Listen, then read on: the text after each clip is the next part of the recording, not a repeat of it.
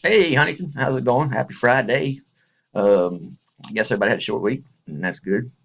I'm gonna make a quick video. I know I say that every time, but I'm gonna try. I've been trying to get better, ladies and gentlemen. So you know what? If I don't, just realize the Lord ain't finished with me yet. Okay, He got a long way to go. Anyway, I was just sitting here and I just cleaning my putting some oil onto my my revolvers.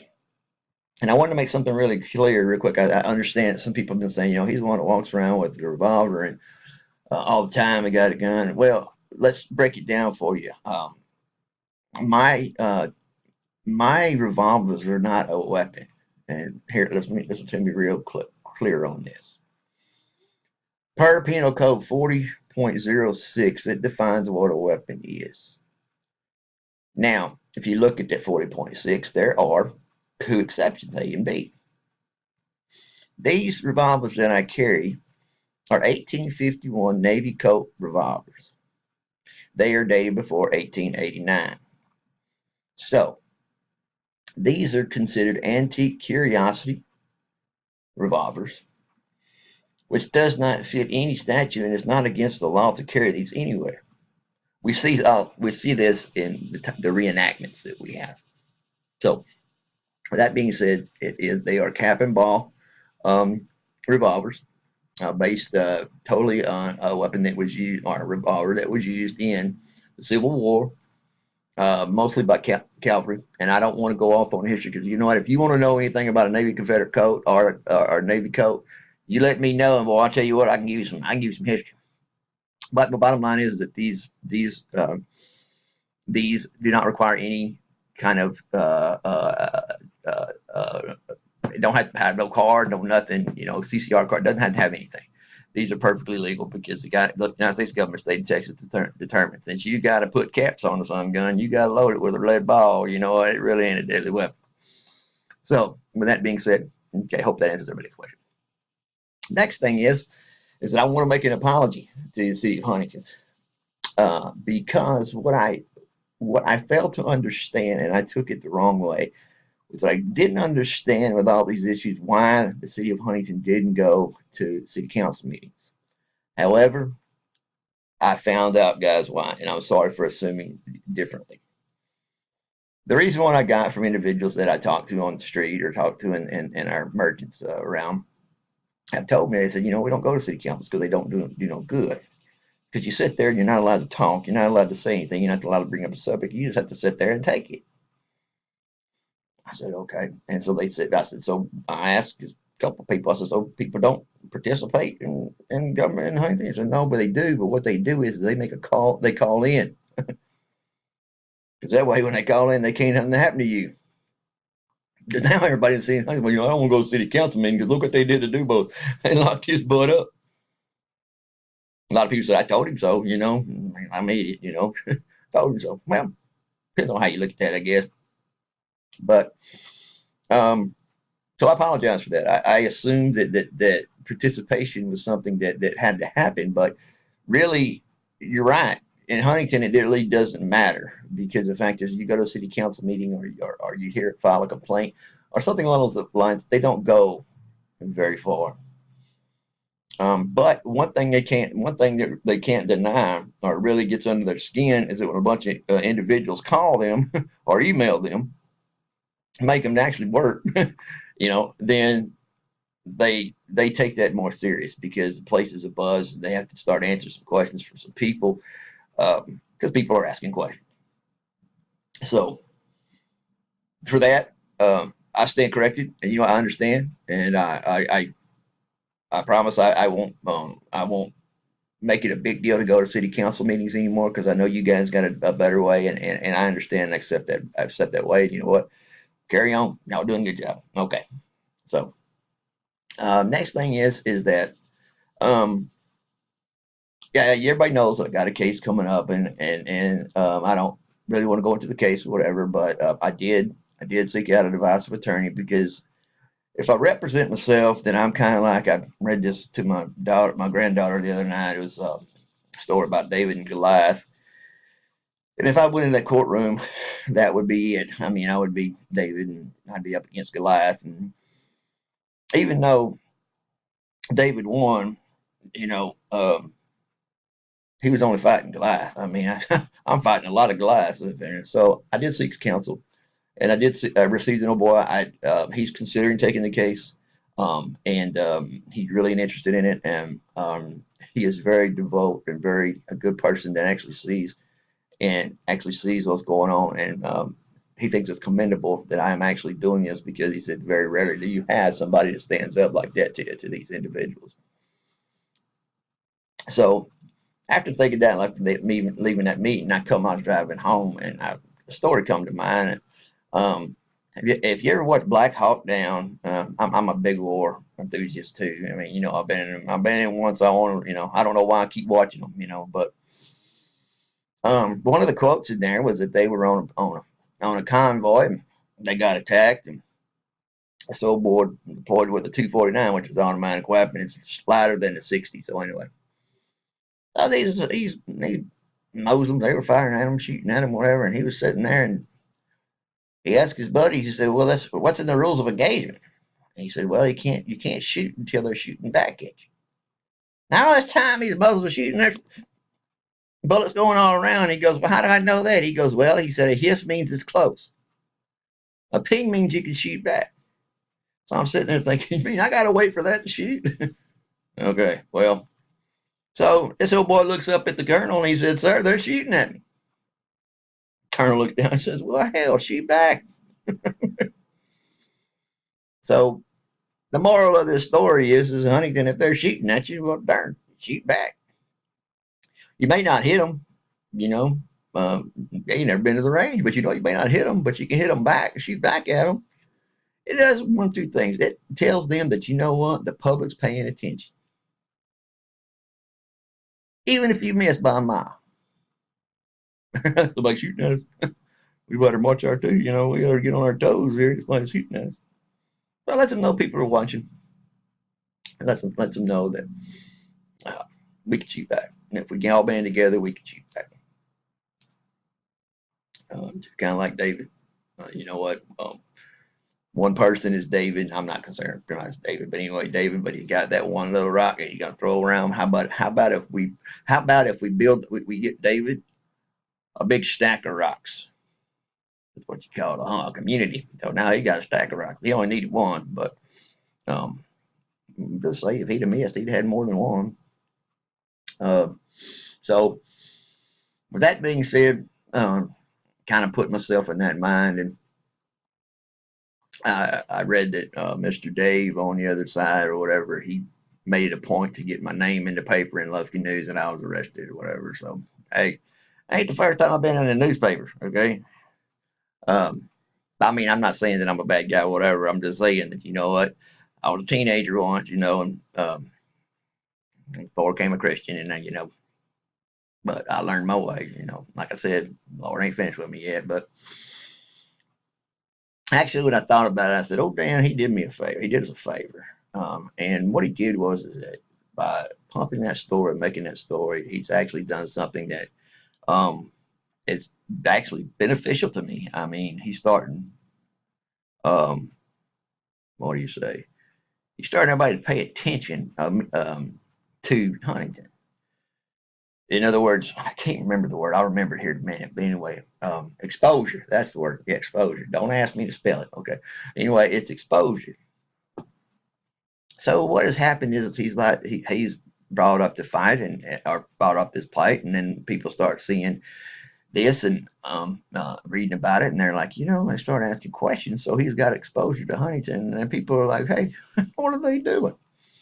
And that's not only the city of Huntington. There are a lot of people around. I got a lot of friends pretty much everywhere, even out of town.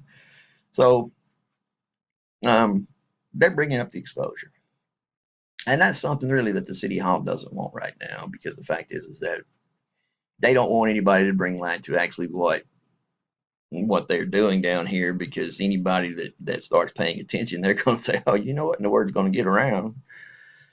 So it gave us exposure, and that means that they're going to try this court and media. I see Huntington is, and they're going to try to come out and tell me how bad of a guy I am, and all that or whatever. And I'm ready for it. I mean, shoot. I mean, I was in the military, man. I ain't never. I had called. I think I've been called to everything in the book, and I pretty much believe they know everything about me. So of course I had to hurt it, but But one thing about the military, my real friends, they judge a man on his character. Did stupid stuff and Pat get what? You're a good guy now. That's all that matters to me. I try to be that way with other people too. It really don't matter what you've done in the past. The fact is, who are you today? You a better person? Okay, all right. We can talk. I ain't gonna say nothing bad about you. Because I ain't got to talk. I ain't got to talk about your past. Because I'm sure you heard it before. I'm pretty sure you know all about it anyway. So I ain't got to tell you.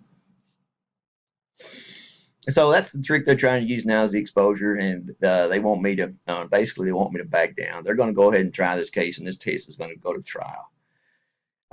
Just for the sheer fact is that they're pushed in a corner. If they don't, then they'll realize that they broke the law, and people are watching, so they have to retaliate in some way, and they have to find me guilty. That way they have, well, he was found guilty on that. We didn't do that or whatever. So anyway, either way it goes, I'm gonna let you people know right now, or let the citizens know. I'm not talking down to you. I'm not saying people. I'm just talking. I'm just saying. Anyway, y'all get what I'm trying to say. What it's going to do is this, and whether you believe it or not, and I'm not trying to blow smoke. I'm really not. Is because this case is going to set a precedent. Now, what I mean by it's going to set a precedent in 2 or 3 ways, or a few ways. And I'll name ones. One, it's going to set a precedent of um, can a city council, okay, get away with these matters and get away with breaking these laws, okay? And is it true that the state law, United States law, okay, just stops at the city limit signs here, Hunt? So in other words, it's just going to be determined whether Huntington can just do whatever the heck they want to do, despite the law, okay? And this is going to be a precedent to determine whether they can or can't. There's going to be a lot of attention to that. Then we're going to bring up the free speech issue. So there are people that are going to ask, and people higher up going to ask us, how come you can't have free speech in Huntington? What mandate or what law in the Constitution says that you can deny a person of their protected rights? Once again, we go back, is it the city does the law stop at the city of Huntington? There are going to be many laws that come up in this. There are going to be many laws that there are going to be many issues that are going to come up based on those 2 principles. And what it's going to determine is that what, basically one deal is going to be like, okay, if he's found guilty, then people assume or accept the way that Huntington is running their business and the way that they're doing things. That everything they're doing is right, and even though it breaks the law, they will not be accountable for that. Or if it be found not guilty. If I'm found not guilty, then the fact is that that means that Huntington's breaking the laws. Huntington broke the law on this man. When they did the way this whole thing was handled, they're going to realize, dang, And that's the same thing that my attorney has said, and other people that I talked to outside of Huntington and outside. Because I actually been asking a lot of my friends, what's your opinion? What do you think? Should I, shouldn't? Am I right? Am I wrong? Not that I'm questioning myself. I just want to make sure that I'm on the same page. So, with that being said, this is going to set precedents, not only in Huntington but also in Angelina County, and every town, little small town in Southeast Texas, basically. Okay, because they're going to refer to this case. This case is going to be referred to not only in the city of Huntington. This case is going to be referred to as in Angelina, and the outcome of this case will be determined, and future decisions made in Angelina County will be based off of this decision. Now, do not get me right or wrong. I'm telling you right now, okay? I'm going to appeal this until the cows come home, because I know I'm in the right. I know I did the right thing. I know that if I do not stand up and go the full 9 yards, then I'm going to lose the credibility of Huntington that I sold out, that I did. No, ma'am, no, sir, I'm not going to. I am going to use any means necessary in the legal side of the house, and I am going to actually prove that these individuals and what they're doing, this and a number of things, as they're operating under the color of law, and if they're wrong. Now, it's up to the court. It's up to you if you're going to allow this to happen, continue to happen. I believe, and I know based on information that I got, the next thing that they're going to do is that people are going to start not only questioning the city council, but they're going to start questioning them individually, questioning their motives individually. They're going to start questioning their ethics individually, and they're going to start weeding out and determining by investigation who's who's not, or whatever. So, and that's coming. Okay. So these individuals that are breaking the law and are um, basically determining class over the city of Huntington because of the money they make, what they wear, what they drive, the kind of job they have, the clothes their kids got on, things of this nature, they're going to be identified and they're going to be pulled out. And once that happens, then it's going to be, I don't know, it's probably going to be a lot. They're going to dodge a lot of arrows, I guess. And while we're on the kids, I want to tell you that the reason why I do this is because the fact is, number one, I don't want this kind of thing happening to you. I don't want to have you have to go through something like this. I do not want you to have to go to jail because of a made up law. I do not want you to have to get kicked in your leg because the fact is that you could not perform the physical duties that an officer was asking you to do, and you said, "Sir, I can't bend that way." "Sir, I can't go that way." Okay, I can't. All right. I don't care how many times you kick me, I still ain't gonna go that way. I'm disabled, my leg don't move that way, okay? Part of that don't you understand? you know? I'll let you know 4 times, sir, I can't move. Sir, based on my physical ability, I can't do it. I wish I could, but I can't. They didn't get kicked and they took a break because they got tired. I mean, hell, got to be some kind of physical standard for our cops around there. I mean, hell, it was hot though, I tell you that, but hell, they had to take a break. And take a break from kicking the shit out of it.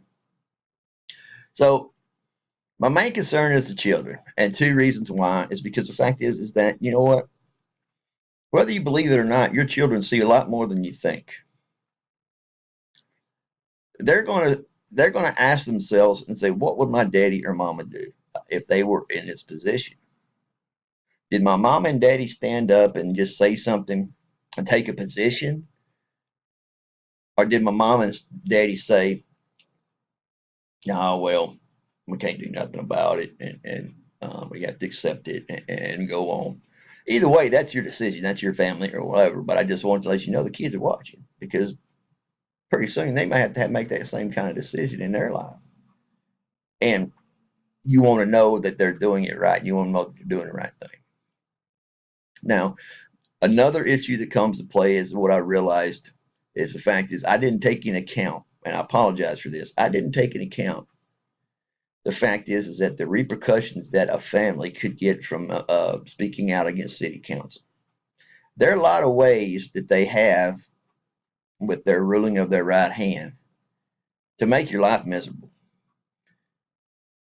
One of them, they'll start with your kids. Rumors will go around. You're talking about your kids go to school, they get, because what you did, and, hold on, I say, you know what, it ain't worth it. It ain't worth upsetting my kids. Another thing is that, the repercussions they have, they may affect your job. They may call in, make complaints that, you know what, he's fighting City Hall, he's saying all this and everything, and it's not good, productive for the city, and you should actually fire him, or you should actually dock his pay, or put him on suspension until he realizes the right way, our right way. There's a lot of things they can do to you here, Ashley. Everybody knows what they can do. I mean, we know it. I mean, it's not like it's something made up. I mean, everybody knows it and that they're capable of doing it. We have precedents of people that they've done it to. And this has set our mindset on the actual actions that we can, we can't do because we don't want to have this happen to our family. I understand that. The risk is pretty great. But what can you do to make it better? Well, I'll tell you what you can do. You can get on that Twitter or that Gab or whatever, Facebook, whatever you do. Just create a room. Go on Twitter, create a room. Hashtag whatever you want to call it. Hashtag whatever you want to do. You can have your own room. And what you can do is you can just ask questions. You can just say, you know what, just ask yourself, ask a question that City Hall won't answer you, they won't tell you whatever, and just get a general consensus saying, you know, hashtag Twitter, City's doing this, what do you think? Send your answer to me. If you decide they're doing wrong, send it to the city. Well, Steve, that's a wrap. No, it's not. Because the fact is if the American people need to know what we're going through, it's that bad. The American people need to have a say so because we are part of Huntington. We're part of the state of Texas, and we're part of the United States. They need to know that their laws are being followed throughout the state. These are issues that go from criminal to civil to obviously so many areas, which is why I said it's going to set a precedent. So my point, ladies and gentlemen, is this ain't over with. One trial, it ain't going to be over with. Now, a lot of people are going to say, you know what? Well, you're just causing attention to this town. You're going to cause a ruckus. You're going to cause all kind of whatever. And people are, yeah, maybe, but it needs to be shook up. This town needs to realize what they've done to the citizens is wrong, and they're held accountable, not just by us in Huntington, but by the state and the United States of America, by Texas and the United States of America. Because per their laws, this kind of thing is not supposed to happen. Per our laws we go through when we're on July the 4th and we raise that American flag and we put it out there and we take pride in it. This type of situation in Huntington is not supposed to happen in a free government, a free society.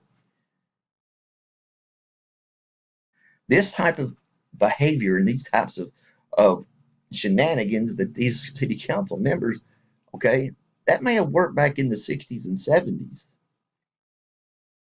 or 80s or the 90s. But ladies and gentlemen, we're in 2017, 2017. It's a funny way how the country has moved on, and we're still back in the 80s or 70s. And then there are people that'll say, you know what, well, I like my own town the way it is. Granted, I understand. But let me ask you a question. At some point, we've got to modernize and we've got to start taking advantage, and we've got to realize that, you know what, there's a whole world out there that we could be taking advantage of, and we could make our town better. Not just keep it the way it is, make it better.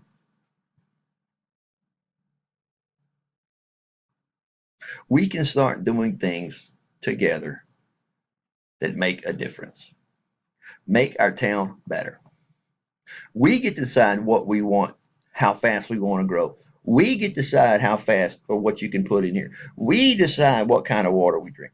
We decide and relate that to our city council, and we have to actually base their decision off of how people of Huntington feel.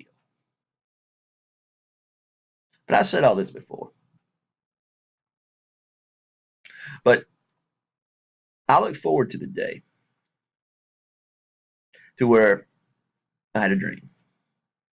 One day, we celebrated Huntington. We go down there to Centennial Park, and guess what? The bathrooms would be open. Our kids could run and play barefooted if they wanted to. You could go up there and park. You could get to the Dad Bear place, and guess what?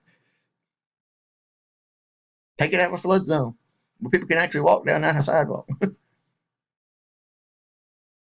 In other words, I dream of a day where all Huntingtons can realize wherever you go, to Boots or Little Boots or wherever you go, okay, that we're in this together.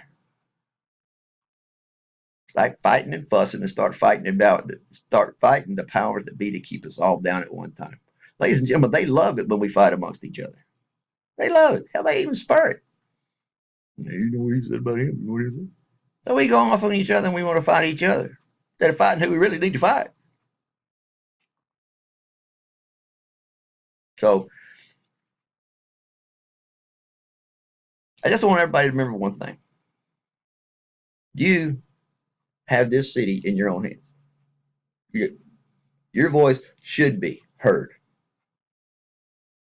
In the next few months, it's going to become very obvious to that a lot of people feel the same way, that your voice needs to be heard. There's going to be a lot of people who come out and say, you know what, they're right, they're wrong, and they're breaking the law. Ladies and gentlemen, I explained to my attorney yesterday. I said, you know what, I came up in a small town, you know, and I know, how local politics works, and I know, that city councils and sheriffs and things, they bend the law a little bit. I know that. We all know that.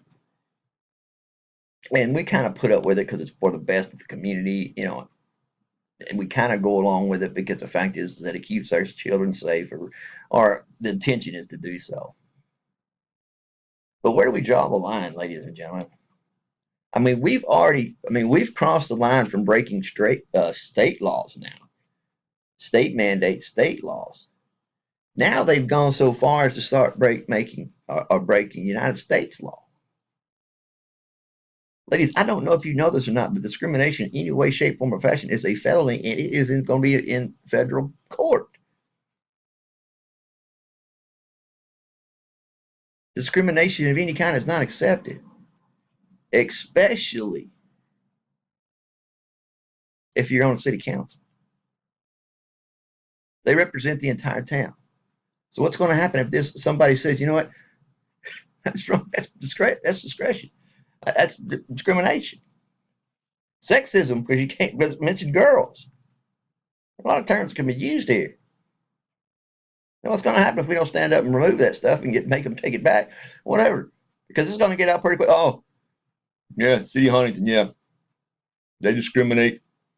Yeah, they're sexist. Yeah, and then you know what comes next. Everybody does. Anybody from the South, if you cause a ruckus, whatever. Oh, yeah, yep. He's a Nazi. They're fascist. Even though it's not true, and it's not true.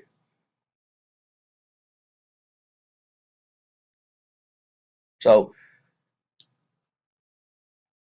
if I'm causing a ruckus, and I'm causing, shaking things up a little bit, and I think it's time it needs to be shaken up.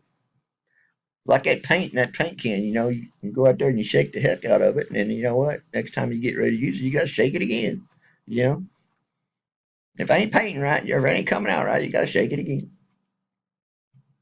First thing you get it right, then you go put the can of paint back up there again, and you take it out again. You got to do it again. They're like our city councils, shake them until they get it right. Go put them back up, let them do what they do. If they don't do it right again, we just take the can out and shake it up again. We have it right. So, ladies and gentlemen, for all those who have any questions or I know no concerns. I mean, everybody's just kind of standing back and saying, well, let's see what happens next. Well, there's certain things from now on that I'm not going to be able to talk about, something that I'm not.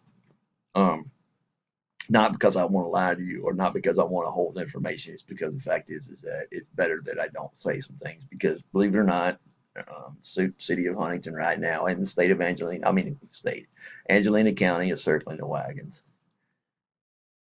And they are coming up with a common defense.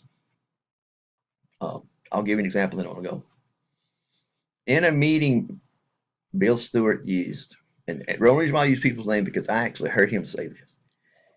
He said that the reason why we were getting a rate hike was because there was no confidence in that well, number 3 well, and that in order to absorb the funds of $1.3 million that he stated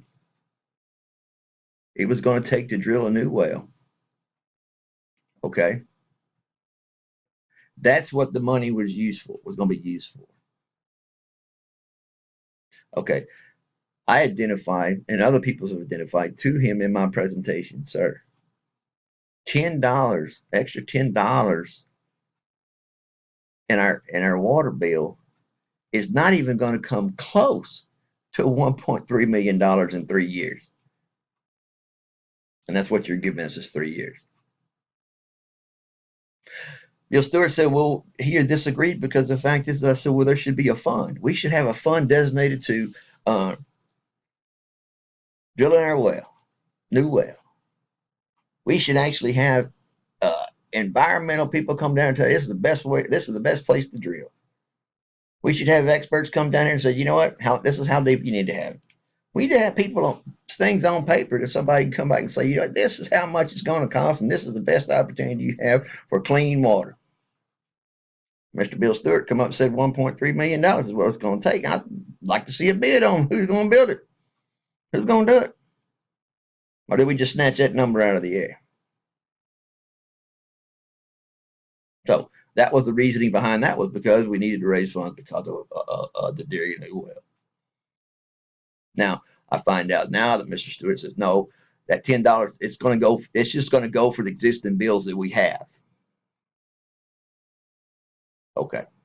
I don't know where y'all come from, and I do know Huntington or whatever, but I think when you tell two different stories to two different people, I think that's fibbing a little bit. Or maybe stretching the truth. We all do that from time to time. You know what? We do it all the time when we go out to the lake. Heck yeah. That 3-pounder turned into 8 pounds by the time you get back to the house on it. Nah, boy, and you had oh. And then you use that excuse, you know, oh, baby, I'm sore. I had to reel that thing in. You go give me some tea. I know, I've been there, don't I? Do it now, right now. But you know what you feel. It's like, what's the repercussions? Well, it's just a little lie. Well, to me, it don't matter. I mean, it's like stealing. If you go steal a cookie, okay, or if you steal a car, the Lord says it's still stealing. So that's a perfect example of why we can't hold things true. We cannot get a straight answer to questions that we have, because the fact is he'll tell you one thing and then it comes around talking to somebody else and say another. So how do we know what's really the truth? When basically deep down inside in Huntington, we're all good people, and to be honest with you, you know what? When it comes down to it, we just want to know the truth. We want to know what we're up against. Give us something to band together and fight for, and make this happen. I suggested we did this in the military for a relief fund. We used to get us a little sign to where, you know what, we reached a goal. This is our goal, $1.3 million, and every quarter or every month we paid it up again. Okay, it's a little bit more. But everybody could drive through and say, what? Hey, that's where we're at. Maybe we need to get a little more, you know. But please don't start just believing every zip that folk comes along. Well, we're going to need $10 for the well, and actually what you need it for is for the bill. Ladies and gentlemen, I don't know if that breaks the law, but to me, that's just your character, you know. And the last thing, I promise, is that who authorized anybody, okay, for them to make decisions, say one thing, and actually it's for another? What kind of power is that? And what kind of audacity does that person have to feel he can get away with it? Because the people are going to believe what you tell them. And if you believe, and it's true, I've heard this saying before, tell people a lie enough, you know what, they're going to sooner or later they're going to believe it. Now, I know this is a pretty serious video. I'm sorry, I just want to let you know where I'm at. However, the fact is, I hope everybody enjoys their weekend. I hope everybody God bless. Um, and keep the powder dry. Now there's certain things I want to warn you about. Don't speed in hunting. Don't do that. Don't cuss in hunting. Can't do that. And your little girls, please don't let them play softball on that field. Cause if you do, I don't know, and I can't promise them. What are they gonna do? They're gonna take her to jail? Are they gonna fine her? I don't know. But for me, I tell you what, based on some of these kids, whatever, if they're not going to church, then I'd rather them be down at the ball field. I know where they're at. They ain't getting in trouble. At least we know they're in the ball field playing ball. Now, is it an excuse for not going to church? No, it ain't. But let me tell you, if I was a preacher, guess what? Or, everybody has these youth movements or whatever. And I know them girls out there praying church. Youth movement, I'd be over there preaching to them. You know what? Next Sunday, why don't you come to church? Next Sunday, why don't you come to church?